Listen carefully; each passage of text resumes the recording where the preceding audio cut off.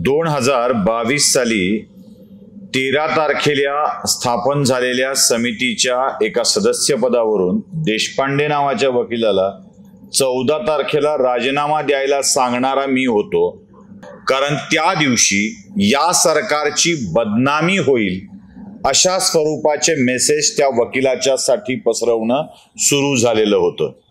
हा देशपांडे वकील म्हणजे याच व्यासपीठावरून ज्या केतकी चितळेनं भाषण केलं त्या केतकी चितळेचे वकील, ज्यांनी केतकी चितळेच्या त्या पोस्ट प्रकरणामध्ये चितळेची केस लढलेली होती, आणि हे तेच वकील ज्यांच्यावरती नांदेडच्या स्फोटाची एक केस दाखल झालेली होती.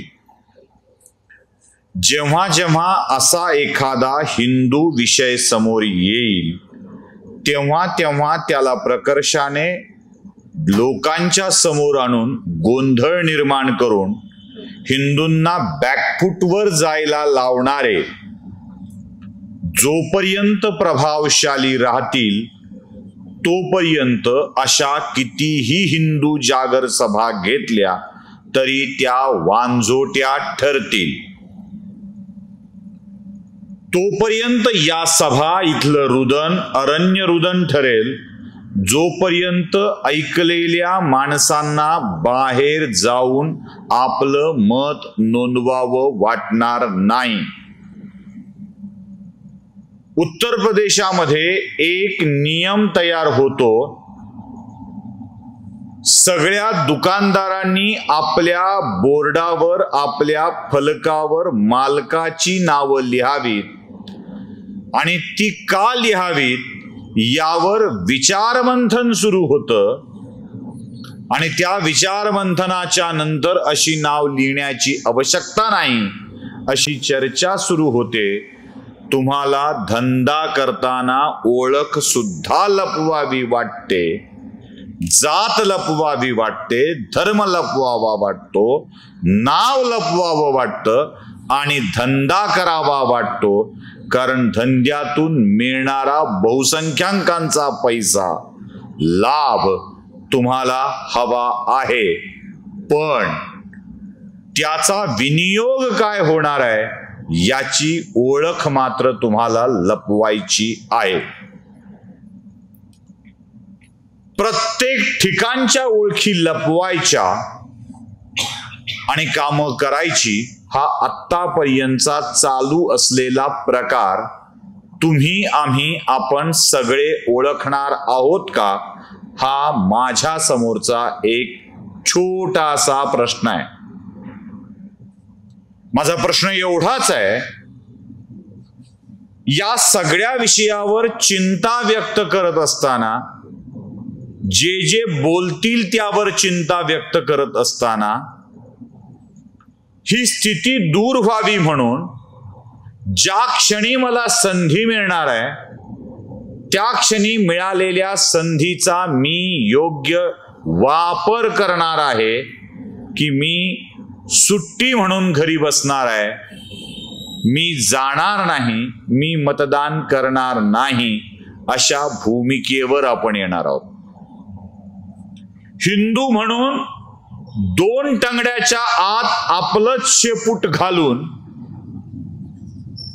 बसणार आहोत, की त्या शेपटीची तलवार करत पार्श्वभागानच शिकार करत फिरणार आहोत, हे तुम्हाला आम्हाला ठरवायची वेळ आली आहे. प्रत्येक जण एकच वाक्य बोलतात, आम्हाला राजकीय भूमिका घ्यायची नाही. मी षंढांसारखं हे वाक्य बोलणार नाही, मला राजकीय भूमिका घ्यायची आहे. माझ्या राज्यात, माझ्या देशात तोच व्यक्ती शक्तिशाली झाला पाहिजे, सत्ताधीश झाला पाहिजे, ज्याला माझ्या हिंदूंची बाजू घ्यावी वाटते. आणि त्यासाठी मी हिंदू म्हणून समोर जाणार असेल तर माझ्या हिंदू असण्याला अर्थ आहे. अन्यथा जगणं सुद्धा व्यर्थ आहे. चंगोंची कविता. जगणं सुद्धा व्यर्थ आहे. कशा करता मला हिंदू म्हणून घेण्याची लाज वाटावी? कशा करता मी माझ्या जातीला ढाल म्हणून पुढे करावं? कशा करता मी माझ्या जातीचा न्यूनगंड बाळगावा? अमुक एका जातीचा असल्यावर असं बोलू नये, हे वाक्य बोलू नये. साळवी कोण आहेत, पाटील कोण आहेत, कुलकर्णी कोण आहेत, काढा त्यांच्या जात जरा शोधून, जरा सर्च करा.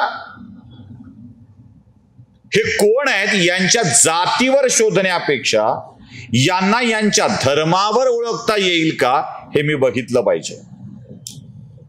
माझा माणूस. खरं तर निवडणुका धर्मावर व्हाव्यात का? राजकारणात धर्म असावा का की धर्मात राजकारण असावं? धर्मात राजकारण नसावं, राजकारणात धर्म जरूर असावा. कारण राजकारण धर्मानच झालं पाहिजे. धारयती इति धर्माः अशी आमची धर्माची व्याख्या असेल तर जगाचा सगळाच कारभार धर्माच्या नीतीच्या पद्धतीनं झाला पाहिजे. पण साले आम्ही इतके षंढ, आम्ही इतके थंड की आम्हाला याचं काहीच वाटत नाही, काही वाटत नाही. नाव घेऊन सांगतो, नाव घेऊन. बीड जिल्ह्यामध्ये पंकजा मुंडे नावाचा उमेदवार, ज्याला आपण हिंदुत्ववादी पक्षाचा उमेदवार वगैरे वगैरे म्हणत असतो, सरळ सरळ आरोप करतोय. काही ब्राह्मणांना पंकजा मुंडेंचा फार राग येतो, फार राग येतो. देशपांडे पुण्यातल्या तर फारच. का माहित नाही. जिची माय ब्राह्मण, जिचा मामा ब्राह्मण, येतो तर येतो. 3,500 लोक, 3,500 लोक एका महाराजाच्या सोबत धार्मिक पर्यटनाला गेले. 6,000 मतानं बाई पडली. हे सोडा, अरे चुकचुक म्हणायची वेळ ही नाही आहे. आता म्हणा, एका बीड विधानसभा मतदारसंघातल्या 34 बूथवर पंकजा मुंडेला पडलेली मतं 137 आहेत आणि विरोधी पक्षाच्या उमेदवाराला पडलेली मतं 5,500 आहेत. बाई 6,000 पडली. फक्त मुस्लिम बहुल बूथवरती हे घडलंय. फक्त मुस्लिम बहुल बूथवरती. वोट जिहाद नहीं है भाई, ऐसा कुछ नहीं होता है, नहीं होता है ऐसा कुछ. धुळे लोकसभा मतदारसंघ, 5 विधानसभा मतदारसंघात तुमच्या तथाकथित हिंदूवादी पक्षाला लीड आहे. 1.5 लाख मतांनी हिंदुत्ववादी पक्षाचा उमेदवार आघाडीवर आहे. एक मालेगाव मतदारसंघ 1,65,000ची लीड देतोय. आणि सगळे हे शेपूट घाले मतदानाला बाहेर पडायच्या ऐवजी बायको सहित अवघड आहे ग सगळं म्हणत निघालेली होती.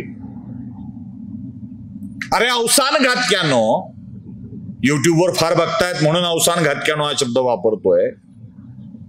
ज्या वेळेला लोक तुमच्या कामासाठी लढत होती, ज्या वेळेला तुमच्या आराध्याचं मंदिर व्हावं म्हणून संघर्ष चालू होता, त्यावेळेला तुम्ही यांना सोबत घ्यायला पाहिजे का म्हणून कोकलत होतात. का सोबत घेतलेले तुमच्या बापजाद्याची प्रॉपर्टी मागायला आले होते का? आणि आता जाईल त्याचं काय करता या बाईनी?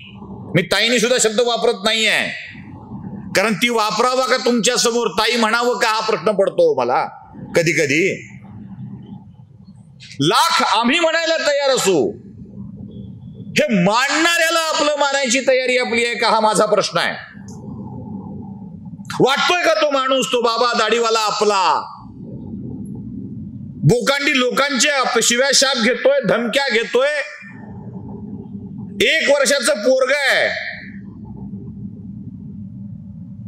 ती कोवळी कालची पोर आपल्या लेकराला मांडीवर घेऊन नवऱ्याच्या अशा बोलण्यानं घाबरती आहे.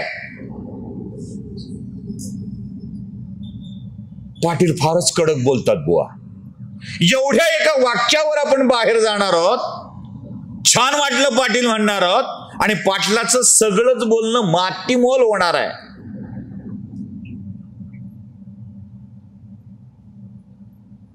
जळत्या निखाऱ्यात घुसून ही बाई 10 ठिकाणी वाद घालणार आहे. तू ऐसा लेख वरना क्या होगा देख असं तिला म्हणणार आहेत. बाईनी 25 मिनिट बोरच मारलं असं आपण म्हणून बाहेर पडणार आहोत. नाही, वेळच झाला होता जरा, पोरं रडत होती घरी, ऐकायला तेवढं जमलंच नाही म्हणून बाहेर पडणार आहोत.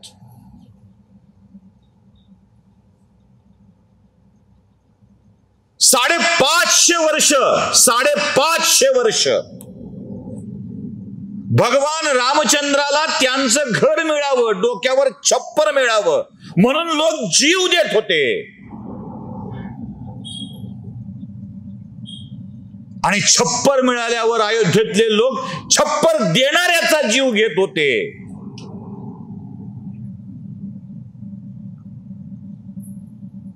बापजाद्याची प्रॉपर्टी आहे, आपला अधिकार म्हणजे मिळायला. 5-6 हजार लोकांना जाऊन मतदान करावं वाटत नाही, आणि आम्ही नालायक निघालो हिंदू जागरण यात्रा करायला.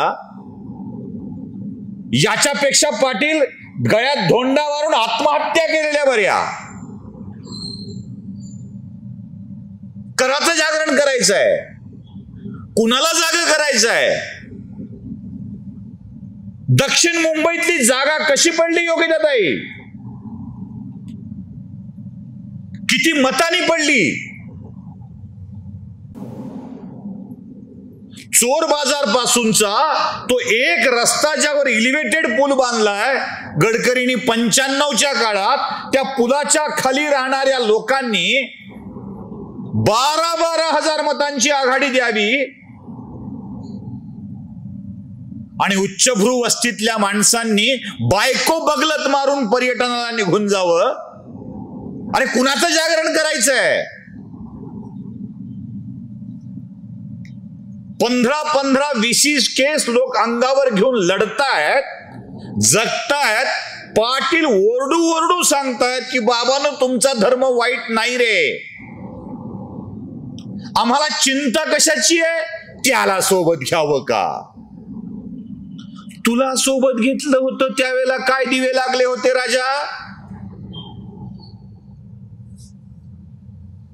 सूरज खिलेगा, सूरज उगेगा, कमल खिलेगा असं म्हणणारा तो व्रतस्थ तपस्वी संन्यासी पदराची झोळी करून मताची भीक मागत होता.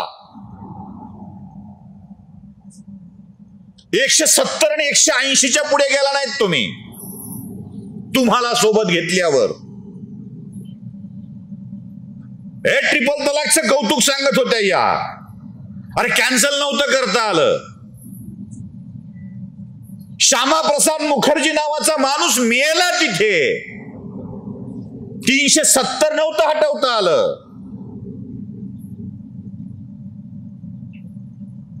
चिंता श्यामाप्रसाद मुखर्जीच्या बलिदानाची नाही आहे तुम्हाला,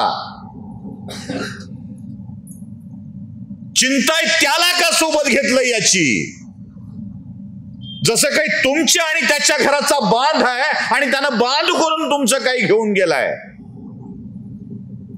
अरे तुमच्या विरोधात उठणारा आवाज बंद करणं, शांत करणं त्याचं काम होतं.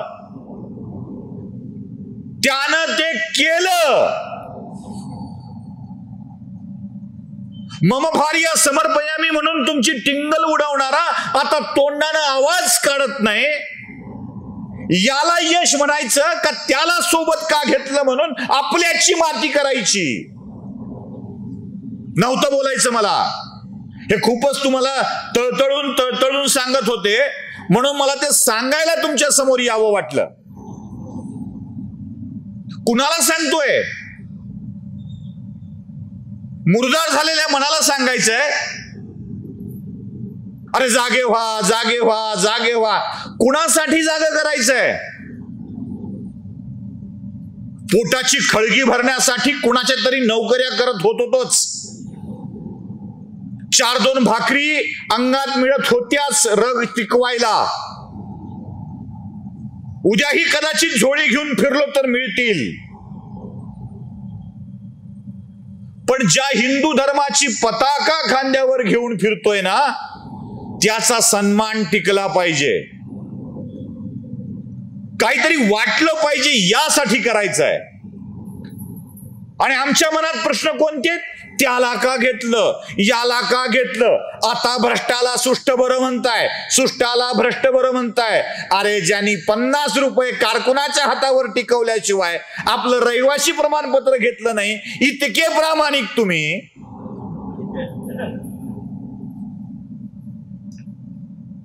आणि लोकांच्या भ्रष्टाचाराविषयी बोलताय. जगण्याची धडपड करणाऱ्या तुमच्या आमच्या सारख्या सामान्य माणसाला आत्ता विचार करायची वेळ आहे. आता खरोखर विचार करायची वेळ आहे. जगायचंय की संपायचंय? मी संपणं पत्करीन, जगणं नाही. कारण संपल्यापेक्षा बत्तर जगणं नको वाट्याला. संपल्यात संपलेपणाची तरी जाणीव असते. चला संपलं गेलं. भाऊ तोरसेकर म्हणतात आमचे, मी मेलो जग संपलं, म्हणून माझ्या दृष्टीनं जग संपणार नाही, मी जगाला संपू देत नाही म्हणायचे.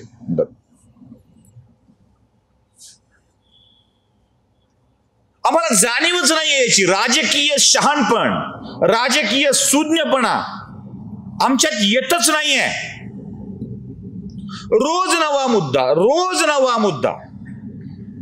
नाही हे अवघडच झालंय. नाही ते काय, लाडली बहिणा काढलं कशाला, फुकट देणं चाललंय सगळं. नाही तुम्ही फारच विकत घेता.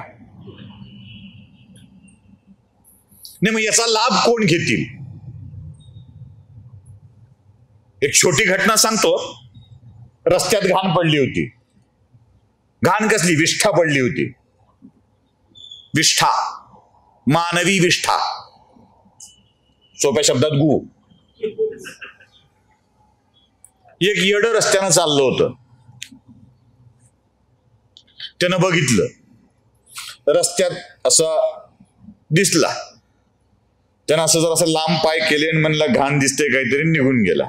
कोण पागल आहे की इथे टाकून गेला म्हणला. शहाणा आला, त्याला राग. रस्त्यात मानवी विष्ठा म्हणजे फार भयंकर कृत्य. हे करणाऱ्याला तर प्रचंड शिक्षा मिळायला हवी. शिक्षा मिळायला हवी हे ठीक आहे, पण आधी ती मानवी विष्ठा आहे हे सिद्ध व्हायला हवं ना, मग शिक्षा. मग ते खाली बसलं, हातात घेतली. असं असं काहीतरी घाण दिसतंय म्हणलं. वास घेतला. शी, खूपच घाण वास आहे म्हणलं. पुढचं सांगू? जेवणार नाही. आणि मग निष्कर्ष काढला की हे खूपच घाण आहे, याचा अर्थ मानवी विष्ठा असली पाहिजे, याला हे जे कोणी टाकली त्याला शिक्षा दिली पाहिजे. निघून गेला. येड बघून ओळखलं, शहाणं चाखून तयार निष्कर्षावर आलं. आपली सगळी ही विष्ठा खाणाऱ्या इतक्या सज्जन माणसासारखी अवस्था झाली आहे. कशाची चिकित्सा करणार आहात? अरे ओळखा ती घाण आहे, जा बायपास करून निघून पुढे. तुम्हाला पुढे जायचंय, ती विष्ठा चाकत नाहीये बसायचं. प्रत्येक गोष्टीत आम्हाला हे सगळं तपासलं पाहिजे, आमच्या पॅरामीटर मध्ये बसलं पाहिजे. जणू काही द्रौपदी मुर्मूच्या नंतर देशाची चिंता वाहण्याची जबाबदारी तुमच्यावरच आहे. तुम्ही जबाबदारी झटकली की देश गचकला. आहेत ना असंख्य लोक आहेत देशाची चिंता करणारे, आणि तुमच्यावर जेव्हा विश्वास होता तेव्हा 165, 170, 180 याच्या पलीकडे गेलं नव्हतं. वो झोला उठाया फकीर आ गया, त्याला वाटलं, त्यानं केलं, ठेवा ना विश्वास.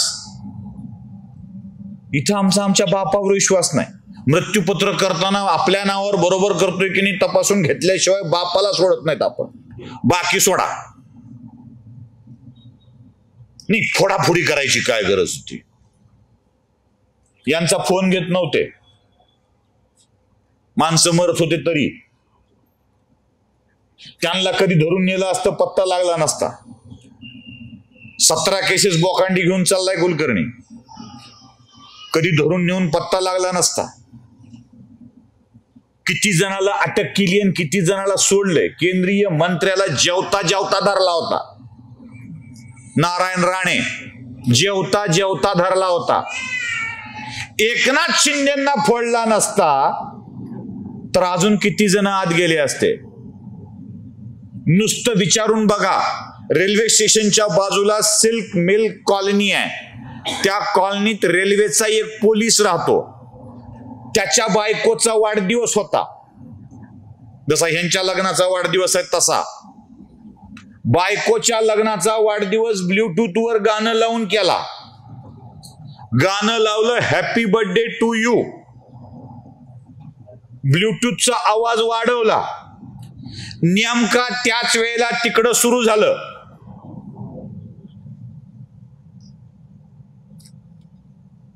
वर करून सिलेंडर.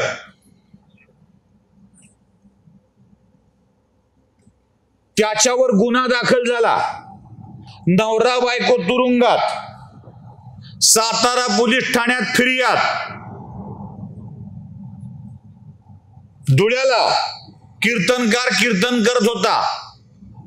10:03 झाले. बुटा सगट पोलीस नारदाच्या गादीवर. बंद कर. बंद केलं. व्हिडिओ चालला. तीव्र निषेध, तीव्र निषेध, तीव्र निषेध. नटरंग मधल्या गुन्हा कागलकरनं निषेध व्यक्त केला तसा निषेध आपण सगळे व्यक्त करू लागलो. तळपट होऊ दे रे तुझं, तळपट होऊ दे रे तुझं.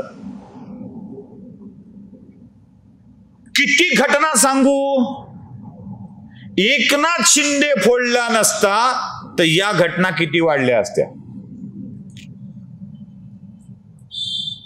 आणि मायच्यान सांगायचं, अजित पवार फोडलं नसतं तर 17 तरी जागा आल्या असत्या का. कारण तुमच्या भरोश्यावर तर शक्यच नाही, शक्यच नाही. एवढा भरोसा, एवढा प्रचंड विश्वास आहे ना की साला नाकामयाबी भी पुरा भरोसा आहे, पुरा भरोसा आहे. आणि आपल्या हिंदूंच्या अवस्थेविषयी संतश्रेष्ठ नाना पाटेकरांनी आपल्या अमूल्य धर्मग्रंथात खूप छान सांगून ठेवलंय. साला सुबह उठो, भीड़ का हिस्सा बनो, शाम को घर लौटाओ और बच्चे पैदा करो और सो जाओ. साला एक मच्छर आदमी को हीड़ा बना देता है. हा जो मच्छर आहे ना, मच्छर, हा मच्छर खूप साधा आहे, खूप किरकोळ आहे. हा मच्छर तुमच्या डोक्यात घातला जातो. हा जातीचा मच्छर घातला जातो. हा भ्रमाचा मच्छर घातला जातो. असं काहीतरी की नाही नाही आता लाडली बहिणा, लाडला भाऊ, लाडली मेवणी, लाडला मेवना, आणि सगळे कोण घेऊन जाणार तर तेच घेऊन जाणार. तुम्हाला ठेवलंय सॉर्टिंगला. अर्जाचं सॉर्टिंग तुम्ही करणार आहात आणि तुम्ही निर्णय घेणार आहात. विश्वास तुमचा कोणावर आहे जरा मला सांगाल का. ते पानिपतात गेलं एवढं आम्हाला माहित आहे. इथे बसलेले किती जण ऐकतायत आणि परिणाम किती होतोय माहित नाही. माझ्या चॅनलवर बघणाऱ्यांच्यावर काय परिणाम होईल मला माहित नाही. विश्वास नावाचा प्रकार तुमचा आहे का कोणावर. नाही नाही म्हणले ते काय, हे सरकार हिंदुत्ववाद्याचं उरलंच नाही. अहो पाटील, प्रॉब्लेम असा आहे, या सरकारवाल्यांची अवस्था अशी आहे ना, धरलं तर चावतंय, सोडलं तर पळतंय. नाडा सुटलेल्या पॅन्ट घातलेल्या माणसाच्या माग कुत्रं लागावं, त्यानं पॅन्ट आवरावी, का कुत्रं हाणावं हा प्रश्न जसा असतो ना, तशी अवस्था तुम्ही या सरकारची करून ठेवली. त्याला सांगता येईना मी काय केलंय ते. का समुद्रातला दर्गा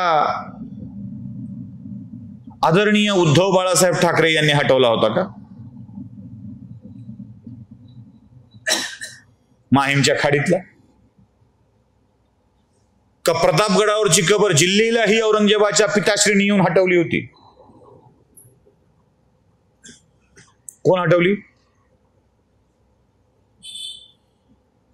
ट्रिपल तलाकचा निर्णय काय औरंगजेबाचे आदरणीय पिताजी शहाजहान यांनी येऊन हटवला होता का? काय का 370 बाबरानं येऊन हटवलं होतं?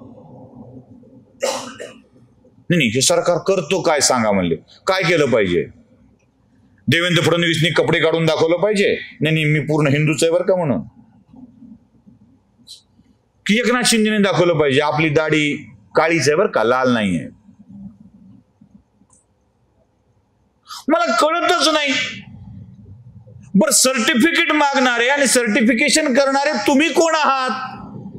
जसं हे म्हणाले ना बामणाला, मला प्रश्न पडलाय की तुम्ही एकतर न्यूनगंड बाळगणारे आहात किंवा स्वतःला फारच मोठं समजणारे आहात. तसं आपल्या सगळ्यांचं झालंय का?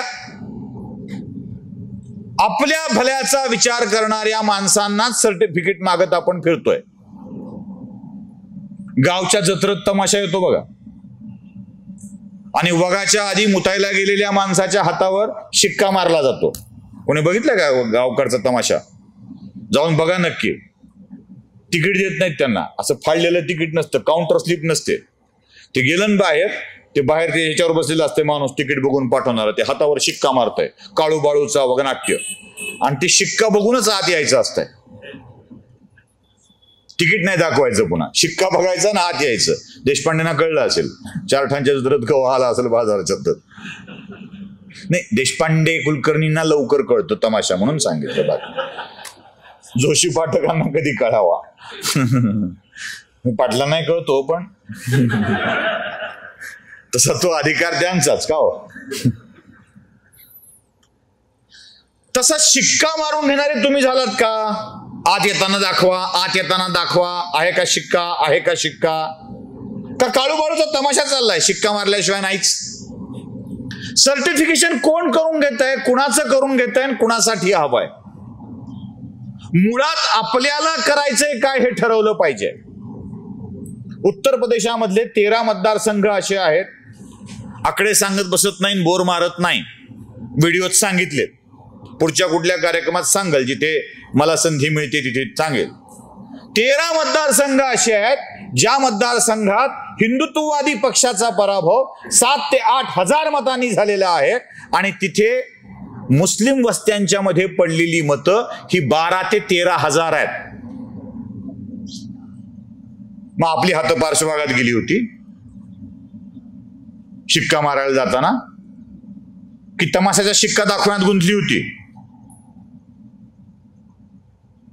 दक्षिण मुंबई, ईशान्य मुंबई, मुंबईतल्या 3 लोकसभा मतदारसंघामधला पराभव झालाय कसा, साविताई सांगतील.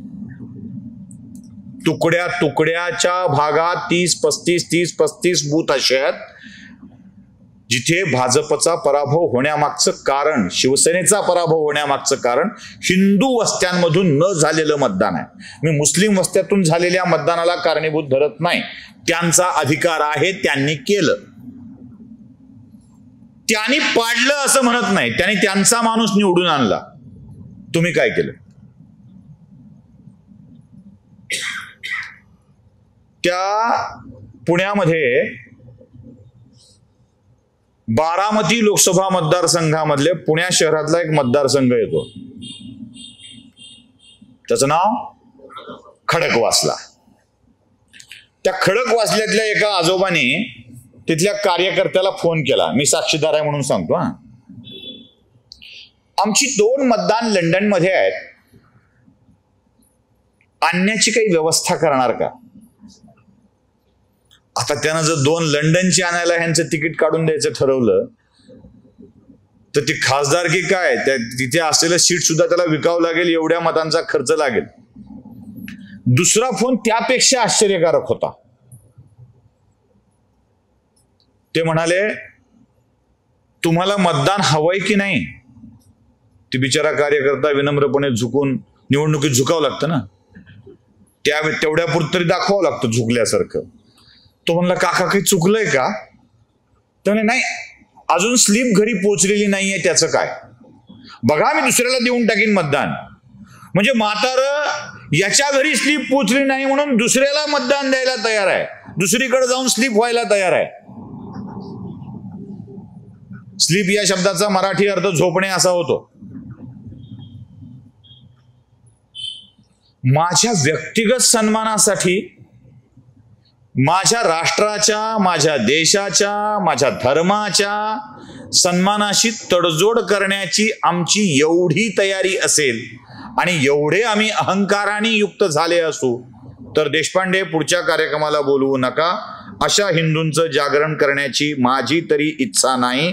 खालून वरून पांघरून घेऊन पावसाळ्याच्या दिवसात निवांत झोपावं, फार फार तर बायकोला सोबत घेऊन आधी चहा, तुडुंब जेवण, मस्तपैकी बायकोला आपल्या या हातावर डोकं ठेवायला लावावं आणि शांतपैकी झोप बाई म्हणावं.